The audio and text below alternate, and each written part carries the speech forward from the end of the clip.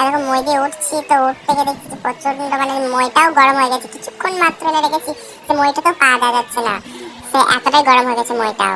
আমি আগে কোনোদিনই উঠিনি মানে এই জায়গাটায়, তো আজকে প্রথম উঠলে আমার দেখতে কিন্তু হেভি লাগছে, হেভি মানে এই উপরটায় উঠে মানে সব কিছু আমাদের পাড়াটা অনেকটা সব কিছুই দেখা যাচ্ছে। আর দেখো ওটা হচ্ছে যে আমাদের কালী মন্দির, কিন্তু ট্যাঙ্কির সাথে এমনভাবে লেগে আছে জোরে ঘা মারতে পারছি না, নাহলে ট্যাঙ্কিটা আবার ফেটে যেতে পারে, সেজন্য আস্তে আস্তে ঘা মারতে হচ্ছে। বেশি জোরে মারলে ট্যাঙ্কিটা হয়তো ফেটে যেতে পারে। এখন ট্যাঙ্কিটা না বুঝতে পারছি না এটা কিসের চাক, ভেতরে কিছু নেই, মানে বলতা মৌমাছি ভোমর কিছুই নেই। এটা দেখে আমার মনে হচ্ছে ভোমরের চাক, আবার মনে হচ্ছে বলতার চাক। এটা কিরকম আমি ঠিক বুঝতে পারছি না, তো তোমরা একটু কমেন্টে জানিও তো কিরকম। তো গাইস এবার আমি উঠবো অ্যাডভাস্টারের চালে, ঠিক আছে? তো এদিকে একটু নোংরা ছিল বলে ধরে নিলাম, ঝাড়া করে দিয়ে ফেলে দিলাম। তো তারপরে এবার আমি গট গট করে উঠে যাবো পরে অ্যাডভাস্টার চালে, দেখি আবার পরে টরে না যেন না আছে, হাত পা ভাঙিস না যেন, এই বয়সে হাত পা ভাঙলে আবার অসুবিধা আছে।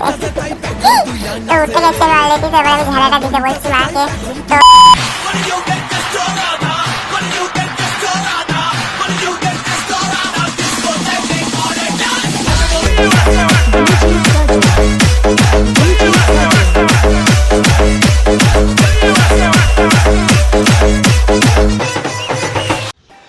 তো হে গাইস, আজকে ভিডিওটা এখান থেকে শুরু করছি। তো দেখো আমাদের এই চিলাকোটার উপরে একটা গাছ বেরিয়েছে, ঠিক আছে? তো গাছটা অনেকটা বড় হয়েছে, অনেক দিন ধরে হয়েছে, গাছটা অনেকটা বড় হয়ে গেছে। তো গাছটা আজকে কাটবো, না হলে চিলাকোটাটা হয়তো কোনদিন ভেঙে পড়ে যাবে। তো সেই জন্য এত একটা মই নিয়ে চলে এসেছি, এই মইটা দিয়ে আমি চিলাকোটায় উঠবো আর গাছটা কাটবো। তো দেখতে থাকার প্রচণ্ড রোদ, এখন মনে হয় 42-43 ডিগ্রি তাপমাত্রা আছে। আর রোদটা একবার দেখো, খালি আসছে চোখ মুখ বুঝে যাচ্ছে।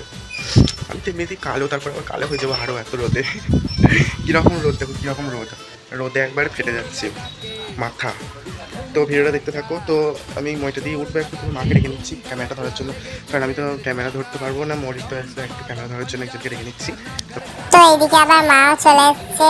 তো প্রচন্ড গরম, প্রচন্ড গরম, 42-43 ডিগ্রি তাপমাত্রা। দেখো এদিকে মা এটা কিনে এসছে চপ্পার, সরি মানে গাছটা কাটার জন্য চপ্পার নিয়ে এসছে। আর প্রচন্ড মানে ছাদের স্থানটা এত তেতে গেছে যে পা দেওয়া যাচ্ছে না, জুতো পরে আসতে হতো। আর আমি খালি পায়ে চলে এসেছি, এরকম মই দিয়ে উঠছি, তো উঠতে গিয়ে দেখছি প্রচন্ড মানে মইটাও গরম হয়ে গেছে। কিছুক্ষণ মাত্র এনে রেখেছি, যে মইটা তো পা দেওয়া যাচ্ছে না, সে এতটাই গরম হয়ে গেছে মইটাও।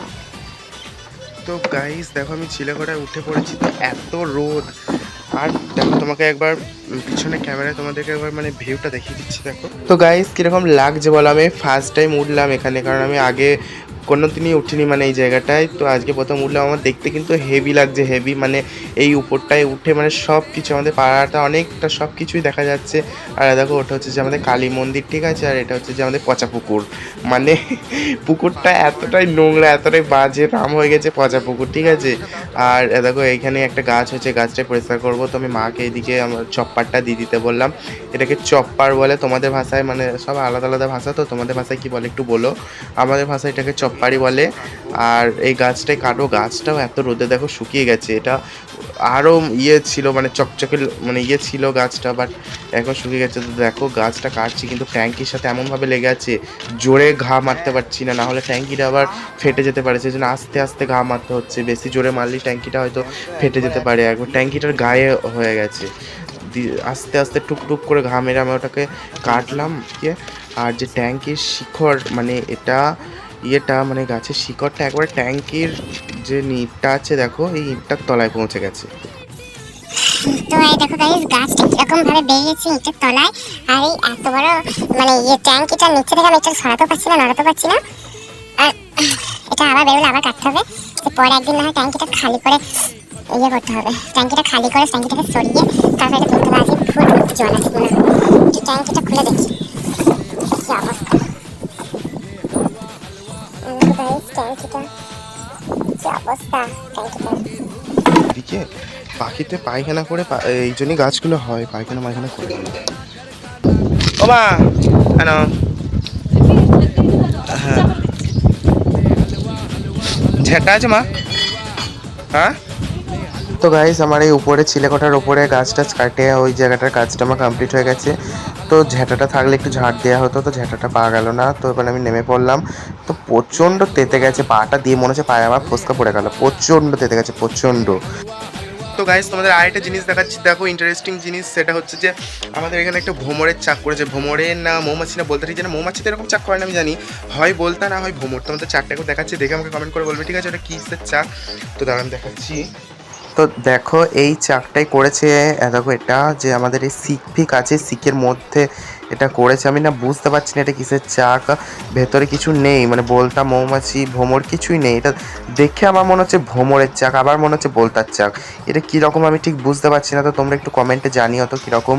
তো আমি এটা ভাঙিয়েও নি, নষ্ট করিনি, যেমন আছে তেমনই আছে। তো গাইস তোমরা আরেকটা জিনিস দেখাচ্ছি, দেখো এখন তো মানে কি মাস, বৈশাখ মাস হবে ঠিক আছে।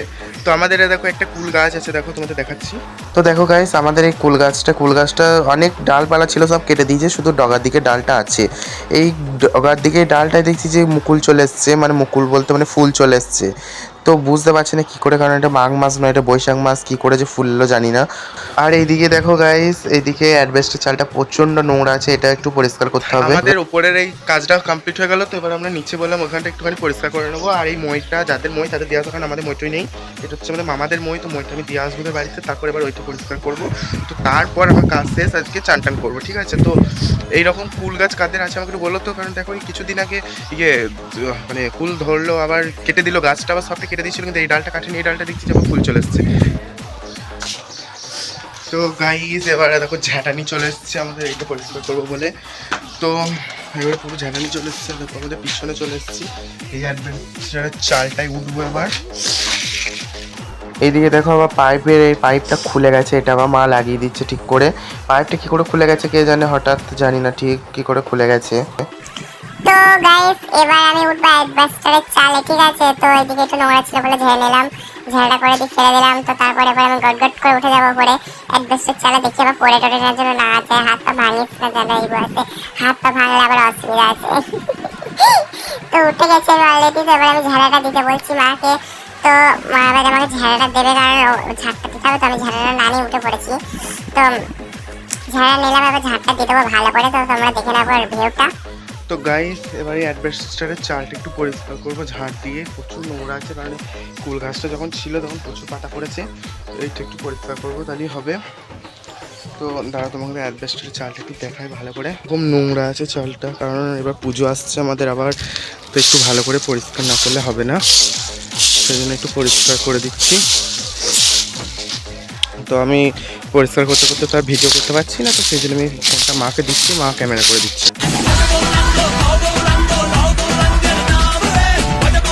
আমি এত তাড়াতাড়ি পরিষ্কার করে ফেললাম, তোমরা যেন কিছু মনে করো না, এটি এডিটিংয়ের মাধ্যমে করেছি ঠিক আছে। তো এবার আমি অ্যাডভেস্টার চালে পরিষ্কার করা হয়ে গেলো, তো নেমে পড়বো। তো আজকে ভিডিওটা এতটুকুই থাকলো, তো ভালো লাগলে লাইক কমেন্ট শেয়ার আর চ্যানেলটা সাবস্ক্রাইব করে দিও ঠিক আছে। তো ভিডিওটা আর বেশি লম্বা করবো না, অলরেডি অনেকটা লম্বা হয়ে গেছে। তো আমি এবার নেমে পড়লে এবার চান টান করবো। তো মোটামুটি পুজোর আগে বাড়ির আশেপাশে কাজগুলো অলরেডি ছোটো ছোটো কাজ সেরে দিয়েছি। তো আজকে ভিডিওটা এতটুকুই থাকলো, তো ভালো লাগলে লাইক কমেন্ট শেয়ার চ্যানেলটা সাবস্ক্রাইব করে দিও।